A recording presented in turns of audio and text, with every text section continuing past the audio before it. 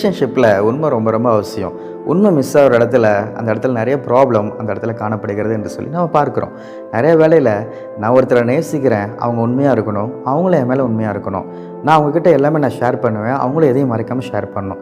ஆனால் சில வேளையில் ஒரு சில காரியங்கள் நம்மக்கிட்டேருந்து ஹைட் பண்ணுறாங்க, இல்லை நம்ம அவங்கக்கிட்ட ஹைட் பண்ணும்போது ஒரு கில்ட்டி கான்சியஸ் வருது, அந்த இடத்துல ஒரு மிஸ் அண்டர்ஸ்டாண்டிங் வருது.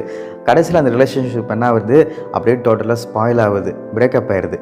அதே மாதிரி தான் கடவுள் நம்ம உண்மையாக நேசிக்கிறார், நம்மளை உண்மையாக லவ் பண்ணுறாரு. ஆனால் நம்ம திருப்பி அந்த லவ் எப்படி கொடுக்குறோம்? அவருக்கு பிடிக்காத சில காரியங்கள் நம்ம செய்கிறோமா? நம்ம பிடிக்காத சில காரியங்களை செஞ்சுட்டு ஸ்டில் ஐ லவ் யூன்னு அப்படின்னு நம்ம சொல்லிட்டு இருக்கிறோமா? அப்படி சொல்லும் போது நம்ம எந்த ஆசீர்வாதத்தையும் திருப்பி அந்த லவ்வை நம்ம முழுமையாக நம்ம பெற்றுக்கொள்ள முடியாது. இந்த உலகத்தில் இருக்கிற ஒரு சாதாரண ரிலேஷன்ஷிப்பு இவ்வளோ குவாலிட்டிஸும் இவ்வளோ எக்ஸ்பெக்டேஷனும் வச்சுருக்கும் போது கடவுள் அவர் எவ்வளோ பெரியவர், அவரை நம்ம சாதாரணமாக ஏமாற்ற முடியுமா? ஏமாற்றவே முடியாது. அதனால் நமக்கும் அவருக்கும் பாவமான சுவர் இருக்குதான்னு சொல்லிட்டு நம்ம பார்க்கணும். அப்படி எதுவும் சுவர் இருந்துச்சுன்னா நம்ம இன்றைக்கே ரிப்பெண்ட் பண்ணி அதை எல்லாத்தையும் பிரேக் பண்ணணும்.